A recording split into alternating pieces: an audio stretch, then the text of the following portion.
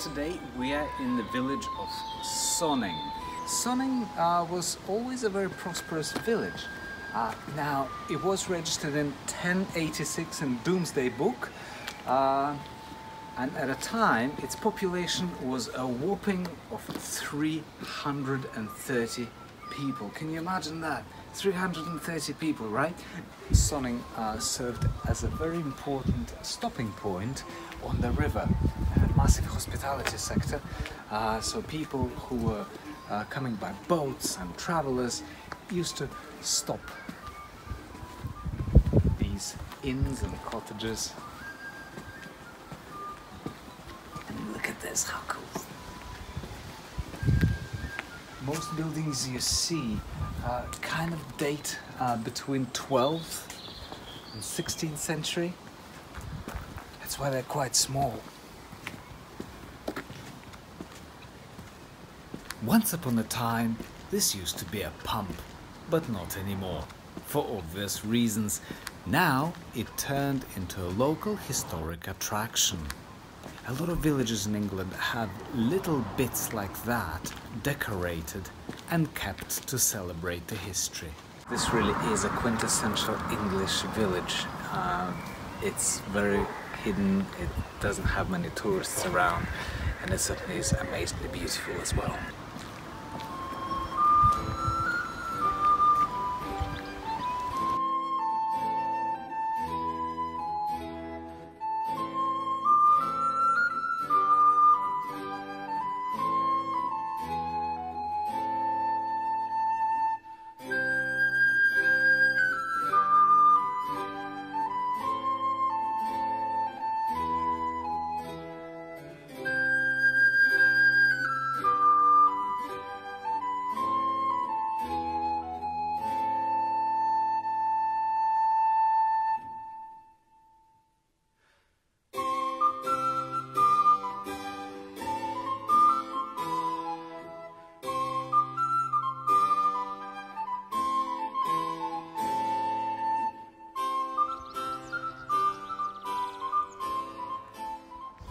There's an interesting thing about cottages. Historically, the ground floor didn't actually have a floor per se. It was covered in straw, whereas floor was only on the floor above, where all the bedrooms were.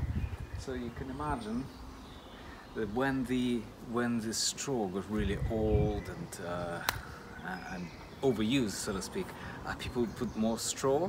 That's why it was called the ground floor. And you can see that it's considerably smaller than the top floor above it.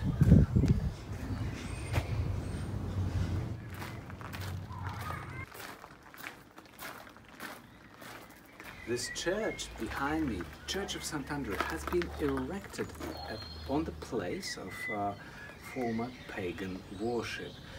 The actual village is so old, it dates all the way back to Neolithic era, when stone circles were found around Charville area, which is not too far from here.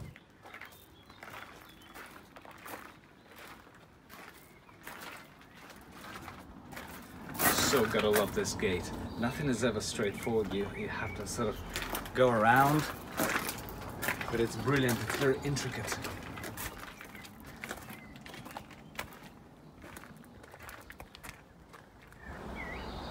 Depending on where you are from in the world, the relationship with cemeteries is always different. I am from Russia, and in Russia cemetery is the last place you want to take a walk in, whereas in England it's almost like a place where people enjoy their time, passing by, enjoying the wonderful sunshine.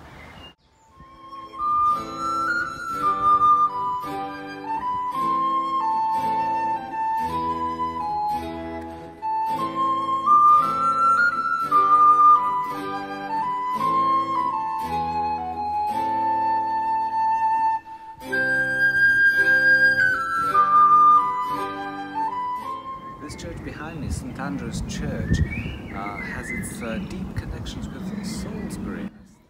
The bishops of Salisbury had a great connection with the village of Sonning. They even built a bishop's palace in the village.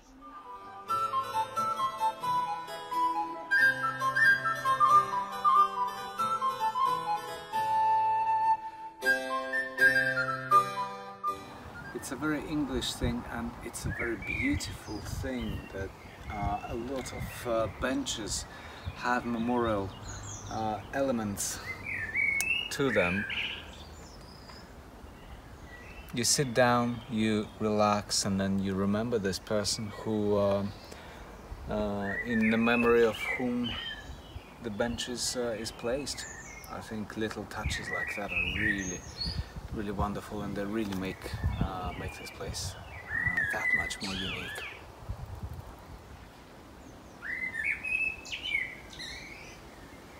A lot of old cottages and a lot of churches, a lot of public houses have this. This is not in use anymore, but originally it was used to clean your shoes, like so. You'd have a lot of dirt accumulated as you walk around, and this was the way to clean your shoes before you enter.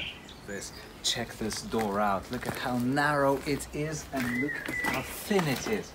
It's almost like a secret passage. I've no idea what this particular door has been used for, but look, I'm not exactly a 6 foot tall person. I'm a regular average guy, but look at how small it is.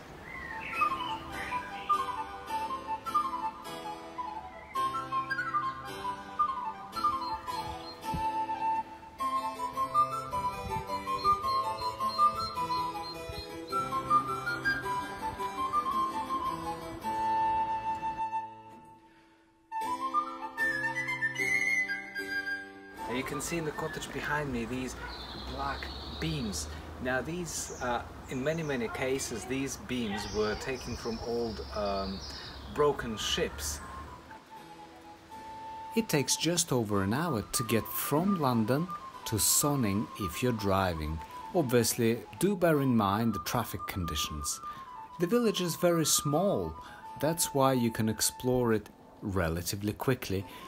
However, you could also enjoy a really nice walk by the river and a meal in a pub.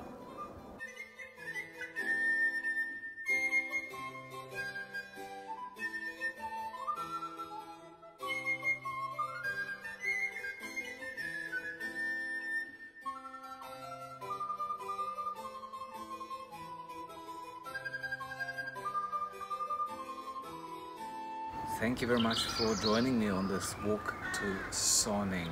Please like, share and subscribe to my channel if you want to see more videos like this. And until next time, Thursday 7 o'clock in the evening, British Standard Time. Bye bye.